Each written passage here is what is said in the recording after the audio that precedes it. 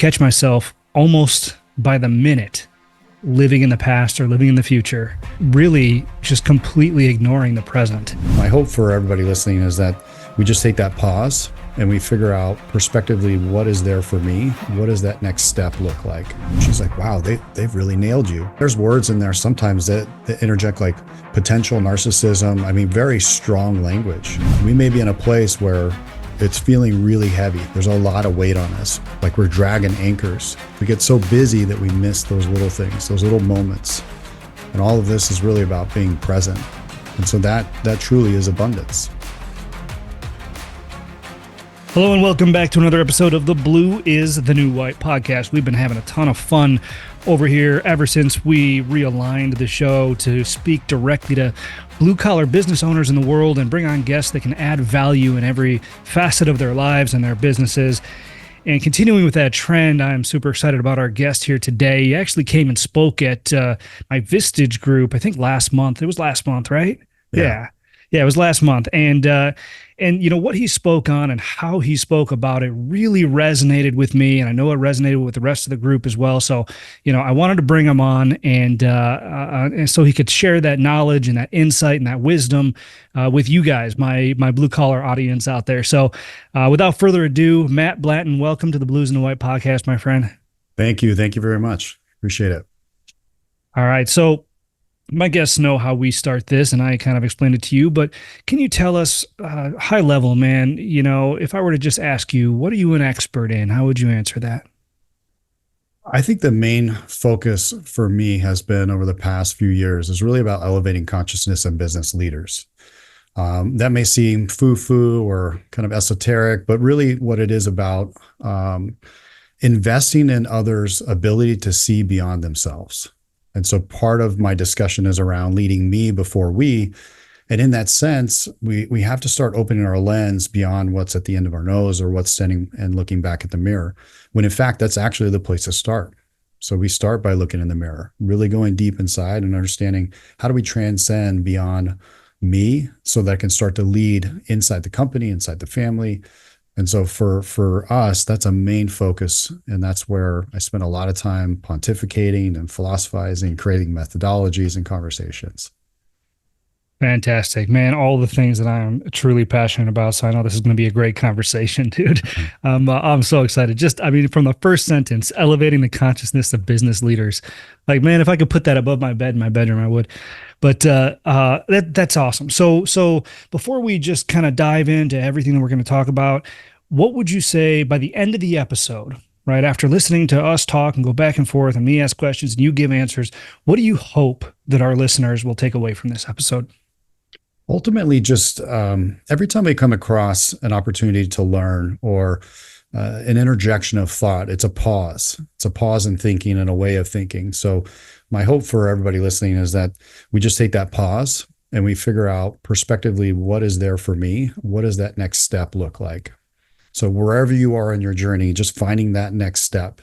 There's people that are building massive, massive companies and they're really feeling in a place where they're energetically like elevating in their consciousness. And there's others that, hey, I've got to focus on what's here in front of me right now. It's very difficult and I'm kind of in the trenches, but the next step for me would look like this.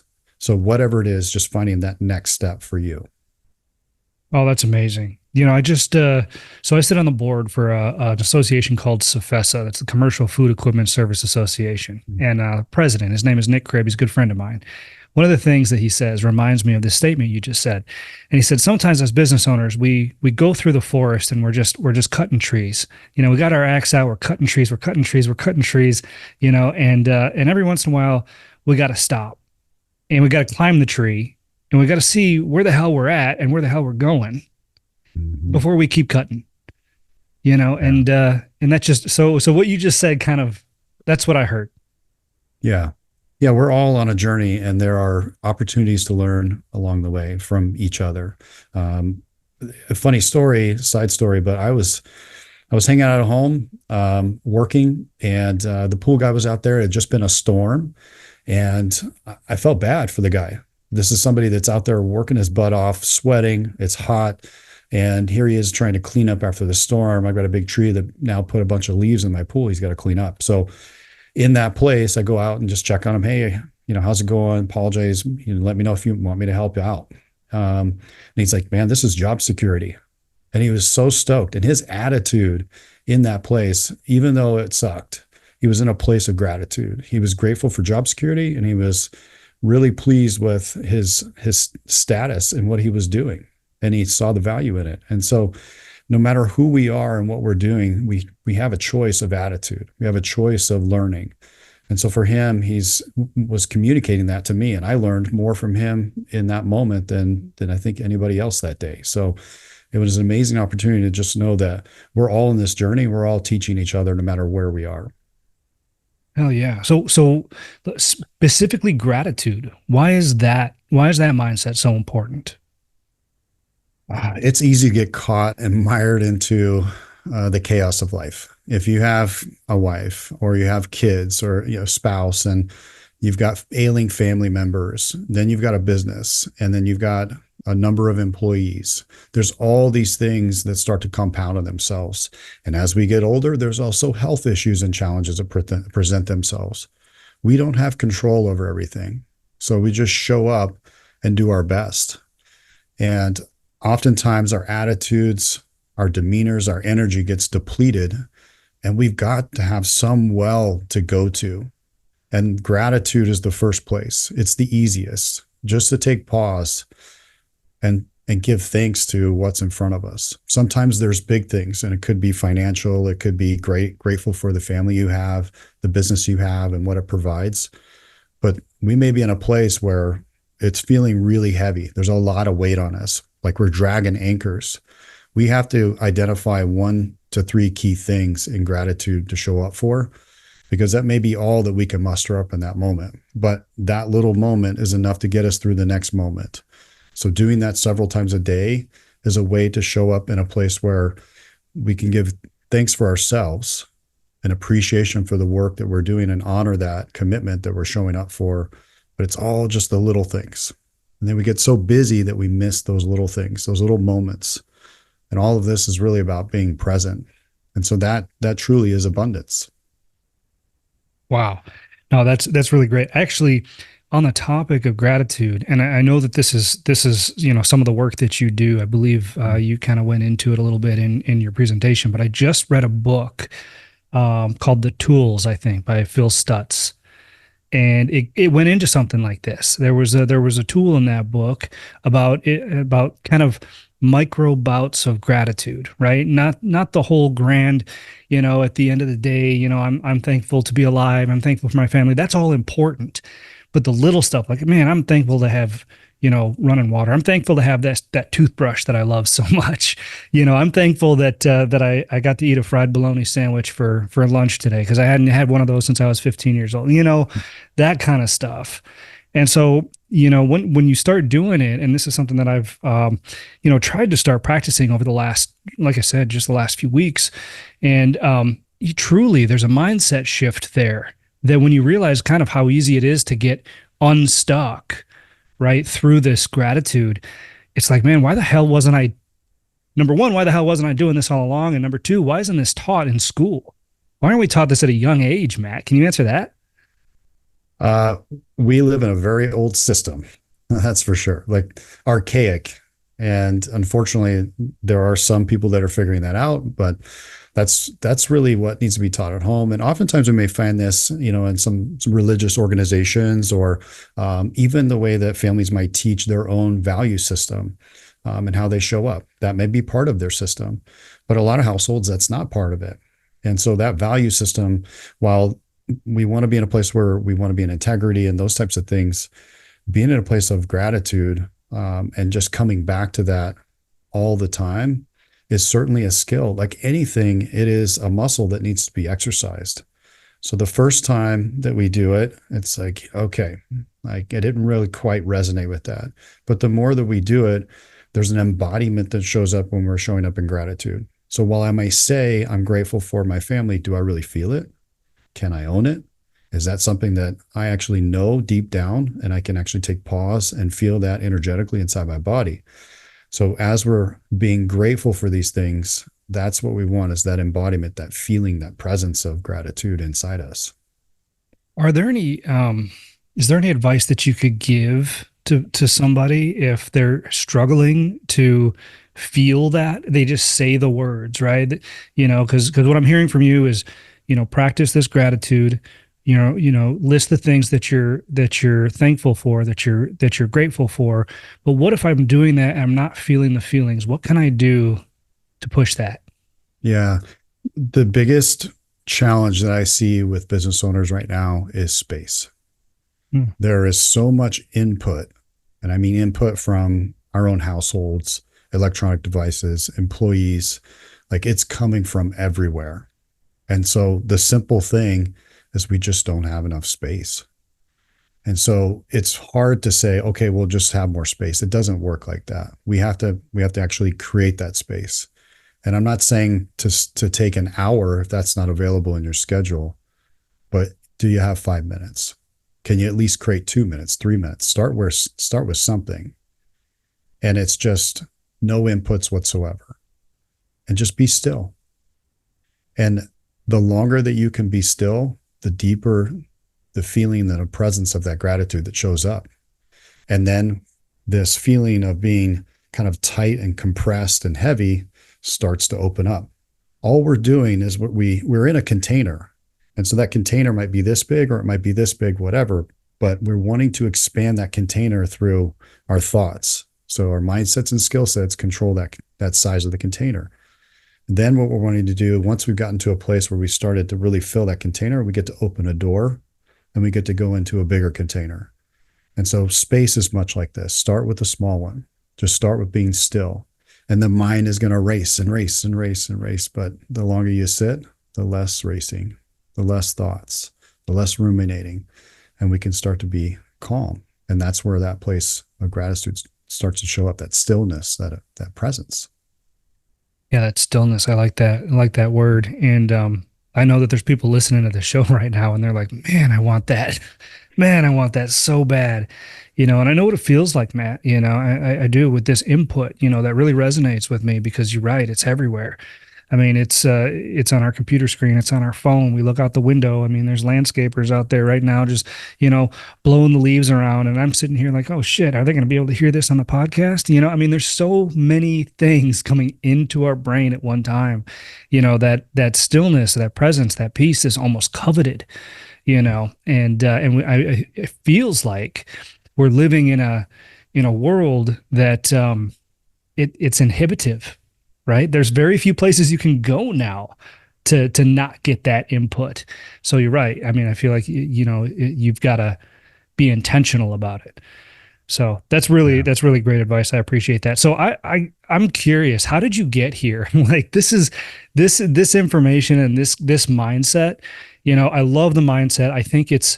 Um, I think it's forgotten. I think you had mentioned archaic systems, right? Yeah. And I think that this type of this mindset that you preach is something that maybe some of our ancestors did really, really well. And I'm talking back in like I'm not talking my grandfather, but our ancestors did really well, and I feel like it's been forgotten. So how did your journey lead you to this work? Yeah. I've built a few companies and exited those, but along the way, I started to learn some simple business practices that were big levers and could make big impact. Through that discovery was realizing that I was the problem, in my culture and in one of my companies. And that epiphany led me into starting to do assessments and things like that we might do for our clients still today. But it allowed me to look inside, like, okay, how am I showing up? What's the perspective? How am I being received by my employees? And so that started in about 2014 when I started to really go to that discovery. 2018, I joined a men's program, and it was very intense. And part of that programming was around like a hell week. And so during that week, it was very physically demanding, but it was also very bonding and spiritual in a lot of capacity. So it opened my mind and my heart up to a new possibility. And then starting to recognize, hey, there's old stories, patterns, beliefs, and habits that I have that don't serve me. I need to let go of those things. also inviting forgiveness, not only for self, but also for others. And in that process, I could feel lighter. I could feel like there's more field of vision of where I want to go. I spent a lot of time like, what's next? I know there's something more that I'm supposed to be doing, but I don't know what it is. Everybody's talking about purpose. So I went on a self-discovery to try and figure out what that is. And through that process, it led me into starting more of my own personal coaching. And in that, I stepped into deep meditation work and stepped in eventually to plant medicine work with a variety of different plants. So that's not for everybody. I'm not advocating for it. I just know that that's part of my journey and what worked for me. But through that, I got a lot of field of vision that opened up to something really big. And so that began to give me a place of massive forgiveness and starting to see something that's a new possibility. So the fiber, the essence of being shows up in that place. And now I can start to see, oh, this is what I need to be doing. I can check in with that. Where am I at on this journey? What's the learning? So creating space for myself was kind of initially part of it, but there was so much baggage and noise I had to eliminate before I could actually move again and feel good about it. Yeah. Wow. I suppose, you've got to get to a certain place in order to get out of it, right? And then learn from that. That's incredible. Do you mind if I ask, like, when you say that you were the problem in your culture, can you kind of describe that a little bit? Yeah, 100%. So if people are not familiar, I'll just reference a DISC profile. So it's a common personality profile tool, assessing tool. So with that, I'm a 99D, which is type A, very competitive and high sense of urgency. Like it's really not a very fun profile if you're on the opposite end of that. And then I have a high C as well. So very minded for details. I might as well have been born a robot.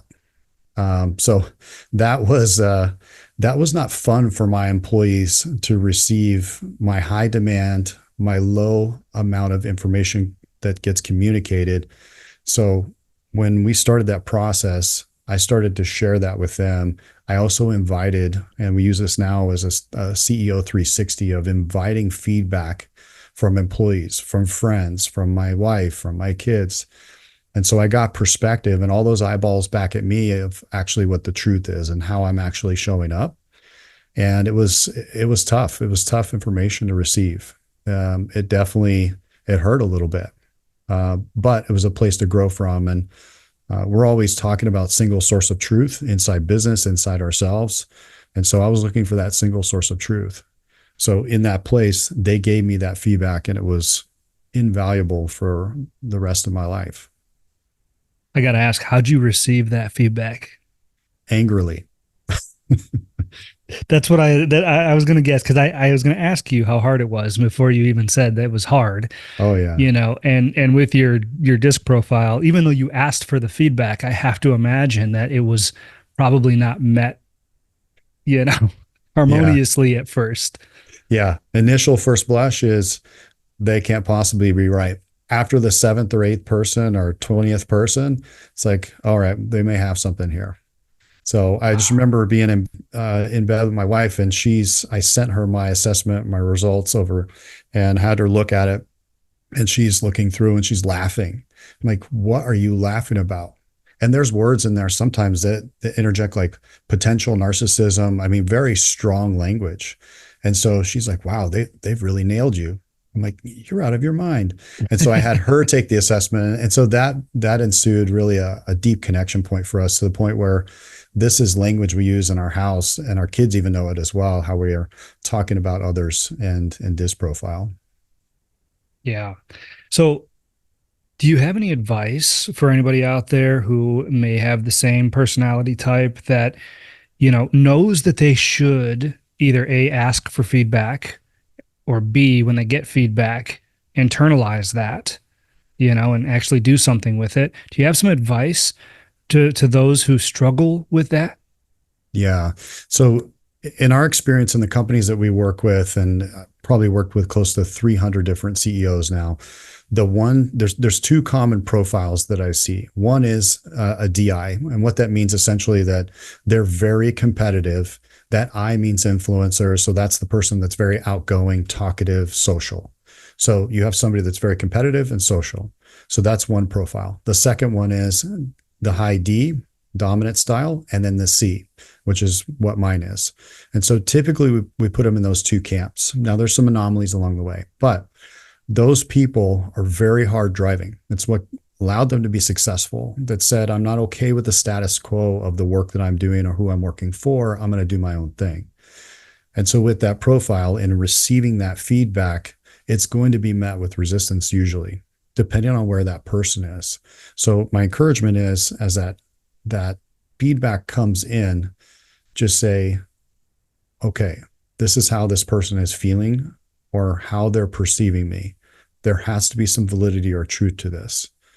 What are some specific examples? And you can ask for that. And I think that's very helpful in the process. Tell me some examples in which I've shown up this way so I can better understand how to maneuver around that.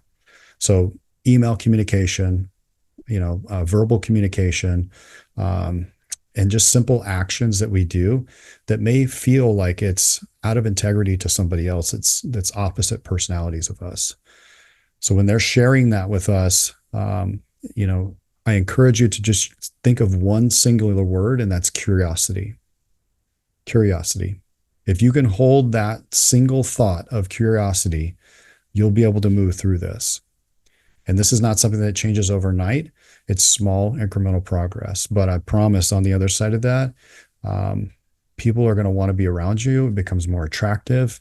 Things start moving more smoothly. Business works better. Relationships work better. It's a cascading effect. Yeah, I'm so glad that you said that. That word keeps coming up for me, curiosity.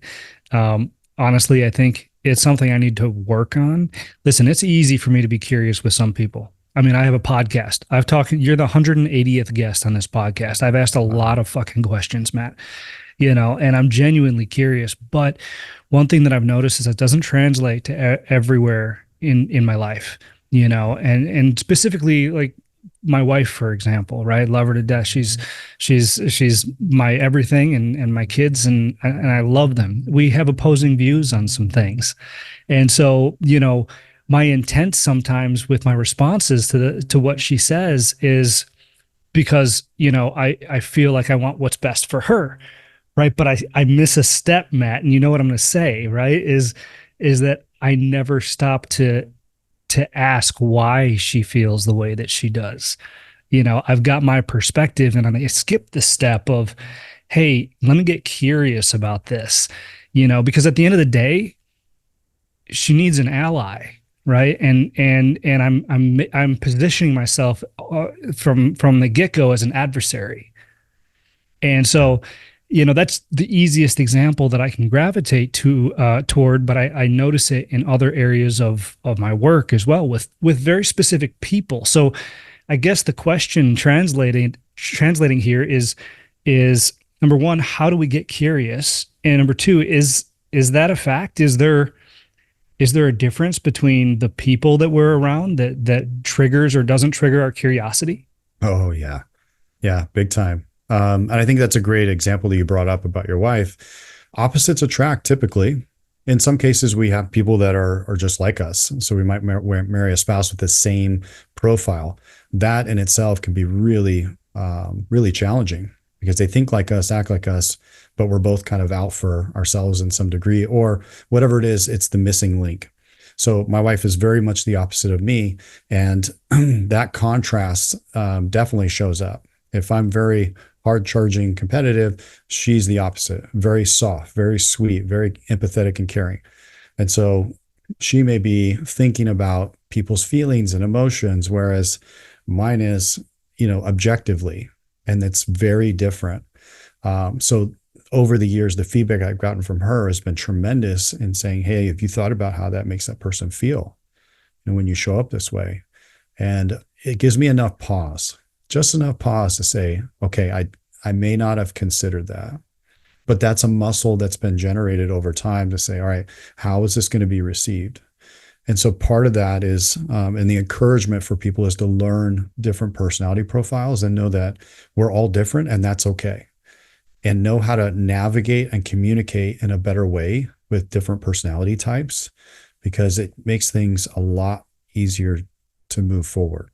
That understanding that, interesting. Well, tell me more about that because that opposing view can open up, it's a little crack, and that crack opens up some light that we can step through and learn about.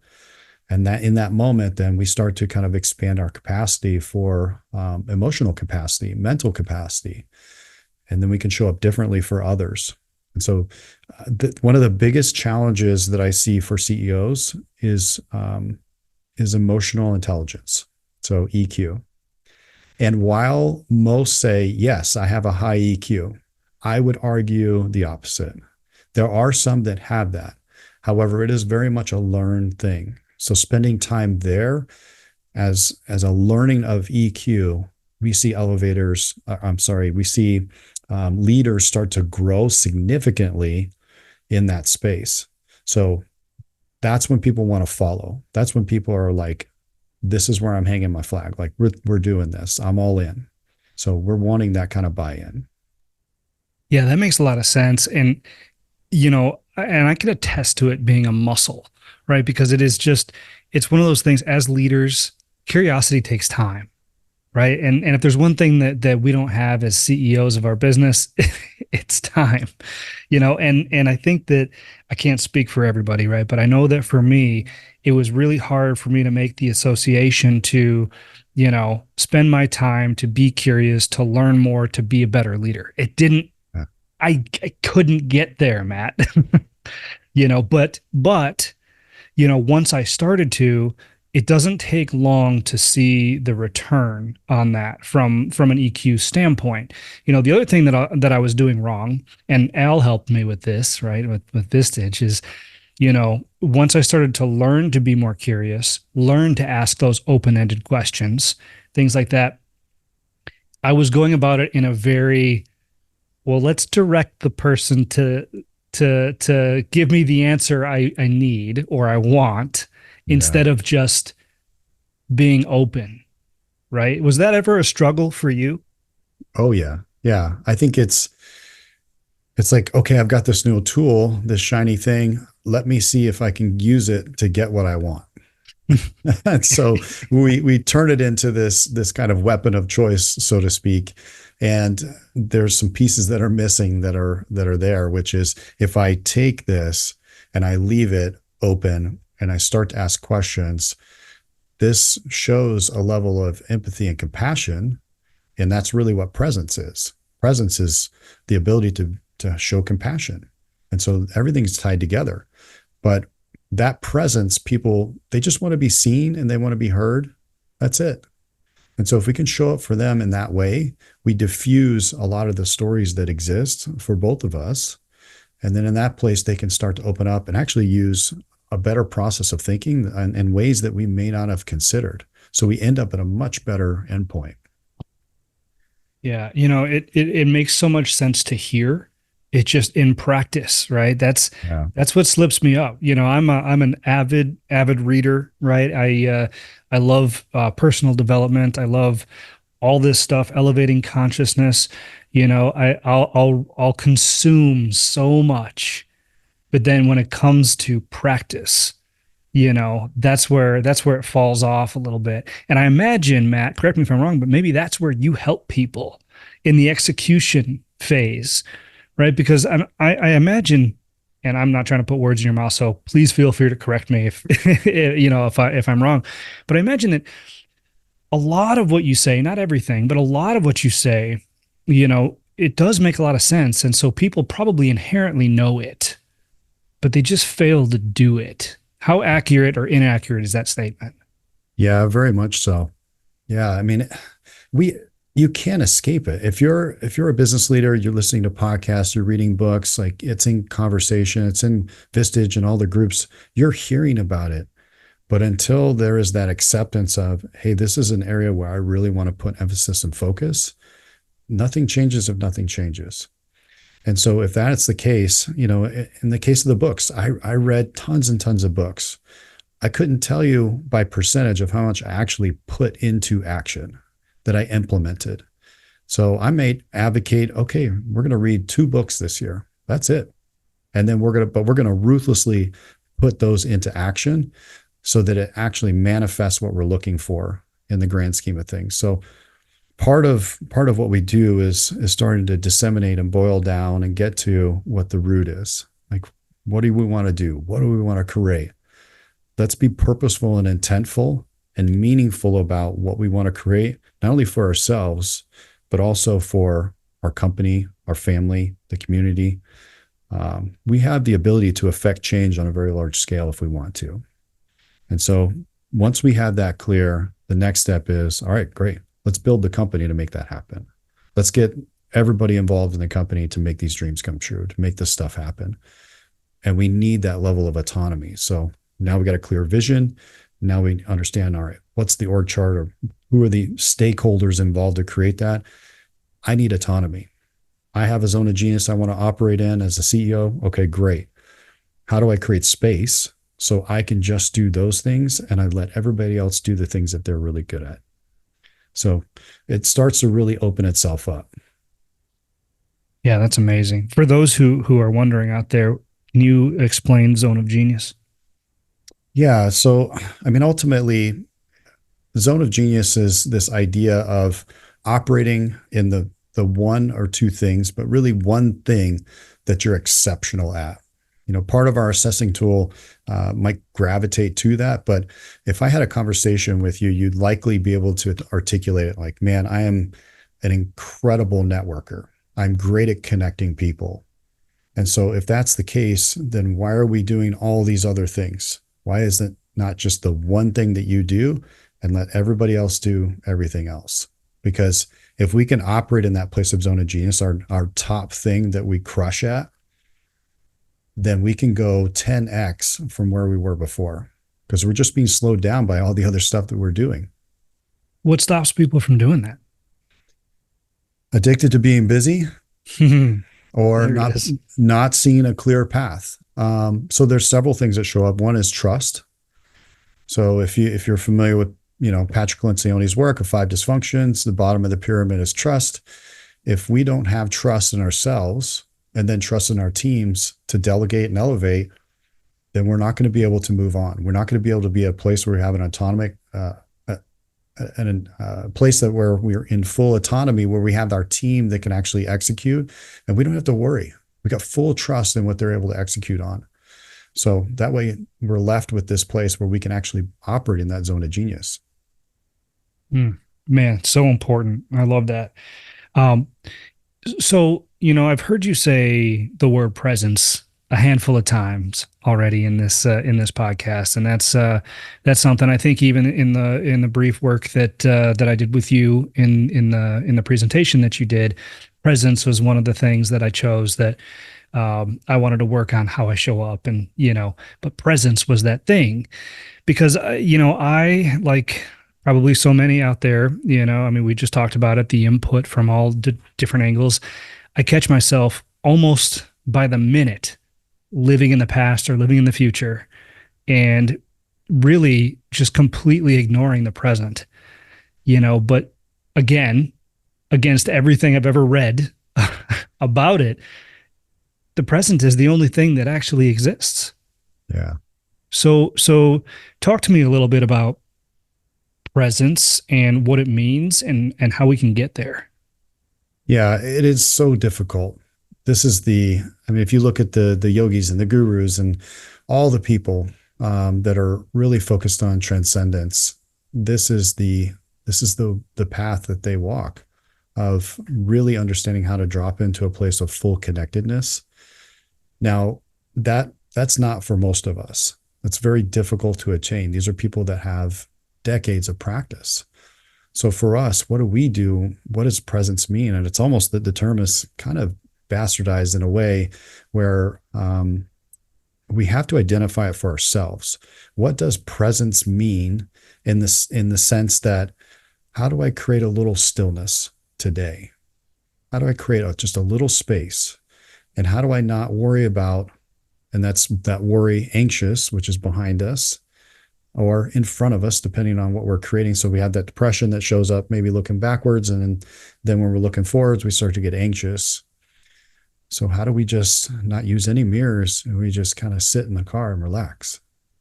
And so that's presence. What we're seeking is connection. There's the saying of be still and know that he is near. And so if we're in this place, if you're looking for connection, no matter what that is for you, just be still, just sit still. Our nervous systems are so wired and hyper reactive that it's likely very difficult for a lot of people to sit still alone. I mean, you'll be vibrating, you might be fidgety, but I promise you just sit there a little longer, the nervous system will settle down, Mm-hmm. settle down. And another trick that I learned from somebody who had been practicing meditation for a very long time is if you close your eyes, you imagine looking at a clock and both hands are on 12. Now, your goal is to just keep those hands in that vision at 12. That's it. The simplest thing. But I promise it is difficult because you're in your mind's eye, you're trying to get those to line up, to line up, to line up, and they'll start moving and you want to bring them back. And so it's just bringing emphasis and focus on one thing only. And it shuts the rest of the monkey mind down for a little while. Wow, man, that is, and it can be so difficult to do. It can be almost uncomfortable. Oh, yeah. Honestly, I've got a coach now that helps me with that, and he has me doing ice baths, right? And that's one of the few things that have actually worked for me because I have this. He calls it an overactive nervous system, right? It's I'm constantly reacting. I'm constantly, overthinking or just thinking about the future, thinking about the past. But man, once I get in that ice water, that all shuts down. It all goes away. And if I don't focus on my breathing, I mean, I have to focus on my breathing. There's nothing else to do and there's nowhere else to be. So, not only does it take me in the moment and just close everything off without me having to sit quietly and try to do that, but then once I get out, I swear people are going to be like, what the hell are you talking about? But the world around me slows down. Mm. I move through the day in a different cadence on the days that I do a cold plunge or ice bath because I don't know exactly why or the science behind it, right? But I just it brings me closer to the person that I want to show up as because it slows my reactions. It keeps me calm, cool, and collected. No pun intended in the cool part, right? Yeah. But yeah. So I mean, what's the relationship there? I mean, have you seen cold plunges or ice baths work in a similar way? Yeah, this is very common for the CEO type that high D on the disc is they love physical, that physical thing, whatever that is, running, trail running, CrossFit, lifting weights, anything to put us in that almost meditative state. But the way that it works and to get in that meditative state, we've got to have, an exhaustion into the body. We've got to command the body in a place that allows our mind to slow down. And so once we've kind of exhausted that energy in the body, then we're left with this more calm, present place. So that runner's high, or hey, I was in a cold plunge and everything slowly came together and I didn't think about anything else about breathing and just being in that moment. It's the physical feedback that we go through in order to get to that place. Sitting in sauna, all those things. It's really a place where we can just shut off a little bit. So the question is, how do we do that without the physical? How do we sit? And so doing different types of breathing mechanisms that allows us to physically still have that response, but we're still, the Wim Hof stuff is great. There's plenty of stuff out there. But that's a place where we get to really kind of calm the body down so we can sit in a place of presence for, whatever moment that is. Yeah, that's incredible. So tell me, what's the relationship, according to you, between the physical and the mental? I mean, the body versus mind, or body and mind, or mind and body. Why is one more important than the other, or why is one dependent on the other? Can you speak a little on that? Yeah. I view it from a lens of chakras. So if we're trying to align our chakras, which starts up at the crown and goes all the way down, inside those chakras, we're looking for alignment inside the body. And an easier way is saying, "Hey, I want to align my mind and my heart." That's maybe even a deeper way of looking at it. But that mind body connection, it shows up easily in physical activity. It's a great place to go to. But then the next evolution is like, how do we connect the heart into it? And so that level of presence that we're talking about, sometimes we can find that. Oftentimes you may find somebody that gets emotional when they do a hard workout. They go through something challenging. There's a physical exhaustion, which then is almost like a port or an opening into an emotional release. And so that next evolution is, once we've kind of slowed the mind down by doing physical in the body, we now have an opening to where we can get a little connection to the heart. And that's truth. That's presence. That's that place where we really come back to center. And so that's the way I view is, coming back into the heart is like the last piece of really connecting.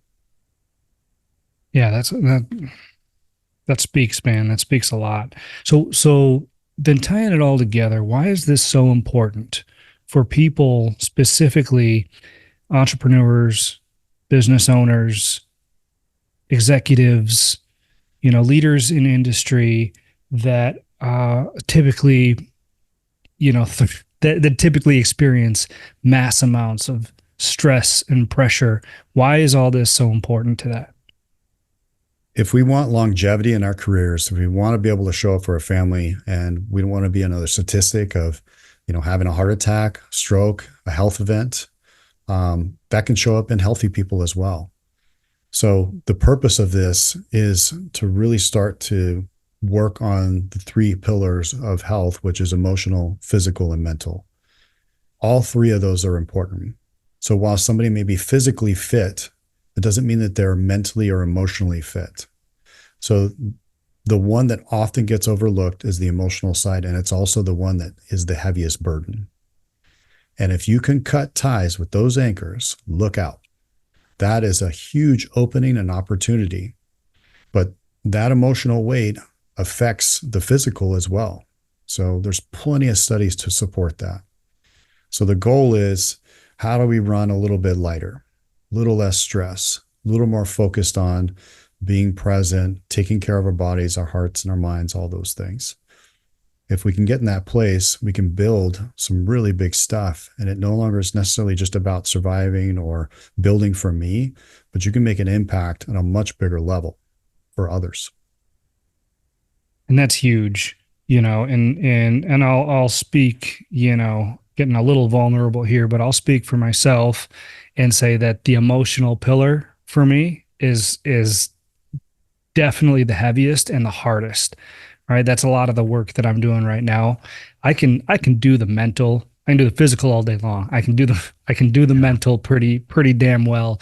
The emotional, man, for whatever reason, I don't know where it really comes from. Again, I'm kind of just dipping my toe into the discovery aspect of that, but there's so many different reasons and so many different blockades and so many different things. I think you even mentioned earlier in the podcast, like you had all this baggage, right? This stuff that carries with you. And eventually it just becomes ingrained in you. Don't even realize that it can be any different. Right. Yeah. And that's just who you are. Mm-hmm. And so that makes it difficult. And so, I like to point that out because I want my listeners, and followers and viewers and everybody out there who's part of this podcast to just understand that, like, what Matt is saying here is you can't put a price on it. I mean, the impact is immeasurable on you and everybody around you. So I mean, I'm a big advocate. I don't know what else to say. So, it's just really, really cool stuff. And I respect a lot of the work that you do around this. Yeah, Um, thank you. Yeah, I before, just want to yeah, share go real ahead. quick. So we're all hunting. I think the easiest word to go to is freedom. Freedom is really a personal journey, and when we're talking about this emotional health piece, especially for those in trades, blue collar, things like that, it really is not a normal space to operate from. It's not how you likely grew up. It's not how I grew up. But if that piece can get figured out, there's a huge, huge world out there that opens up, and that goes for all of us. And it's a lifelong journey, but it doesn't have to start with that. It can be very small. It can start with physical, then mental, and it can dip your toe in the water over there on the emotional side. But we're after freedom. And freedom is really just the ability to be without stress and anxiety. That's about the simple and most accurate definition of freedom I've ever heard. So, thank you for that. I know we're rounding to the top of the hour here. Are you still good for a couple minutes if we go a couple Yeah. minutes over? Okay. Yeah. So because I got a couple more things I want to ask you real quick, and we don't have to get too deep into it, but I am intrigued about the plant medicine thing that you had mentioned, specifically from a presence and a consciousness aspect. I'm more curious about kind of how you've used it and what it's done for you. Yeah. In the way of that. Yeah. Um, Plant medicines. And so I guess I'll first start with what is plant medicine in the sense that what people might be familiar with these days is psilocybin or mushrooms, ayahuasca, iboga, um, even coca leaves. There's all these things that are out there that can be considered plant medicine, including some forms of tobacco. There's ancient Peruvian tobaccos that we can use. So that's a classification where there's a lot of stuff that fits in that family of plant. The other side of that, when we look at healing traumas and things like that, you may have heard of, might be MDMA, ketamine. There's centers now that are legal around the city. So there's stuff like that that's available.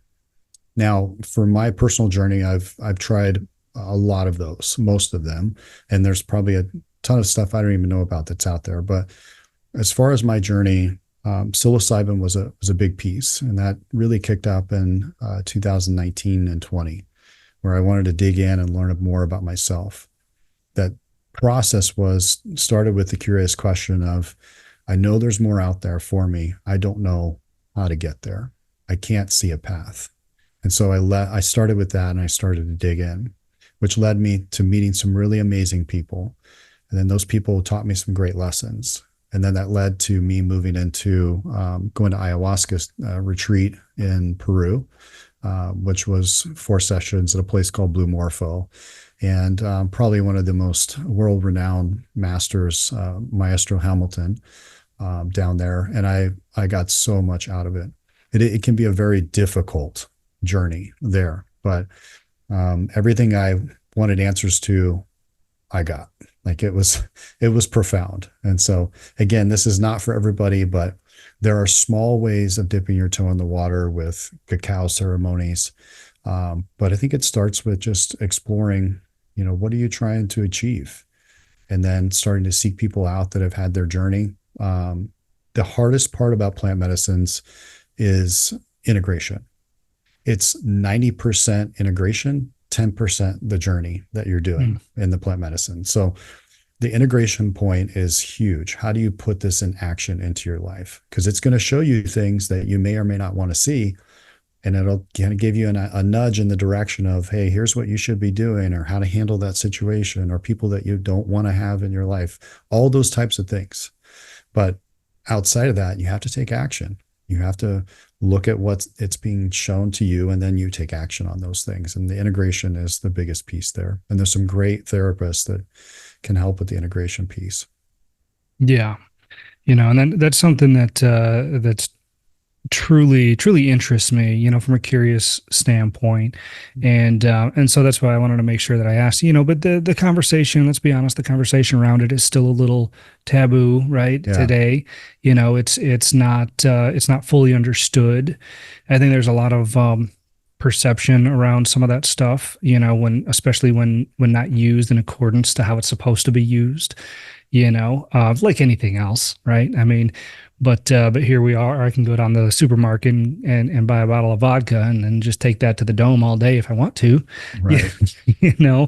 Um, so it's really interesting, and so I've done a lot of research and read a lot on that kind of stuff. And you know, one of the things that stuck with me is you know neuroplasticity, right? And as we age, and how it becomes more and more difficult to be able to retain that type of neuroplasticity. I can't say that word today.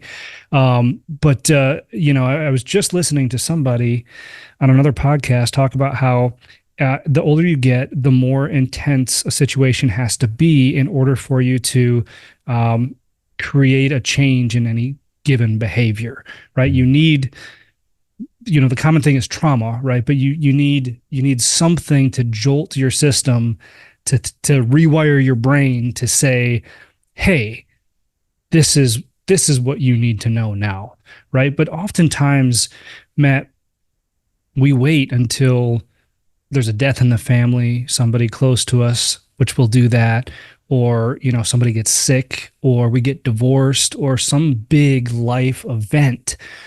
So what intrigues me the most about some of this plant medicine stuff is it's a way to do that without these negative traumatic things happening to you in your life. So I mean, am I kind of on base there, off base? Yeah, we all have experiences and different childhood upbringings and experiences.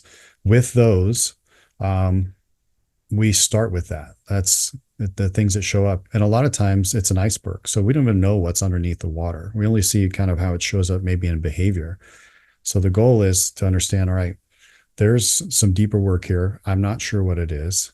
But if we get into a place where we can just be curious about it and say, hey, this is something that I want to learn more about, understand how it's possibly affecting me, then that's a great place to start.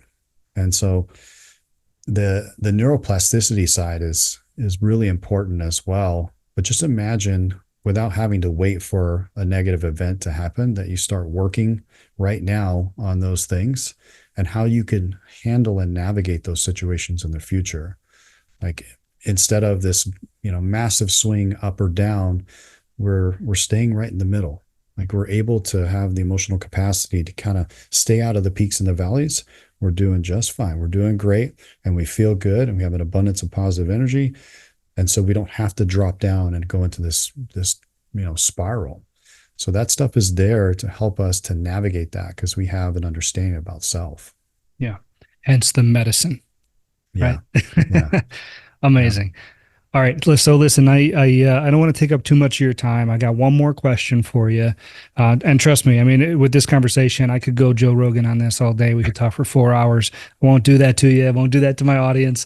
But truly love being able to have this type of discussion. So the question I have for you, to kind of round out the show, is if you could share one piece of wisdom or advice that has the potential to transform the way a blue collar business owner thinks about success or growth or freedom or fulfillment, what would that advice be? I think from a concept standpoint, I just had a conversation with somebody earlier today who has built a really great company, but they're still doing the same things, the same behaviors. And really, we have to let go to grow. And that may seem like, oh, I've heard that before. Well, it's still true. Like, you have to be able to let go and trust your people. And if you can't trust your people, you've got to let go of those people. It's either train them up or train them out. We've got to get in a place where we've got to get people that we can trust, that we can hand things off to, and it not be a boomerang that it comes back to us. You've done a great job to get to the company to this point, but in order to get it to the next level, this is a who question. And you got to have the right who's there in order to handle this. So if they can get to a place where they can just let go of old stories, of old relationships, things that aren't serving, just simply say what's working, what's not working in my life, and then make decisions from that. But you've got to trust your people. You got to be able to step away so you can actually get back to the place where you're able to build the company to where you want it. That's awesome. And if people need help getting there, Matt, how do they get a hold of you? Best place to reach me is Instagram at Matt Blanton. And then culturetocash.com. So our website, culturetocash.com, has a lot of information and has my contact information on there as well. So we have a lot of tools there. Awesome. Well, Matt, I can't thank you enough for spending your time today with me and our audience. I know that they're gonna get a ton of info and a ton of insight out of this episode. So just thanks for coming on and spending your time with us, man. Yeah, thank you. I'm so glad you have this out there as a tool for people to learn. So great job. All right, and we're gonna have to schedule a part 2 to this eventually because I got like a billion more questions for you. No problem. I'm in. All right, Matt. Be well. Thank you. Thanks for listening to the Blue is the New White podcast. Be sure to subscribe to get the latest episodes. For more, please follow at Josh Zolan on LinkedIn, Twitter, and Instagram. Or visit us at blueisthenewwhite.com, where we create success, not debt, and build blue-collar heroes.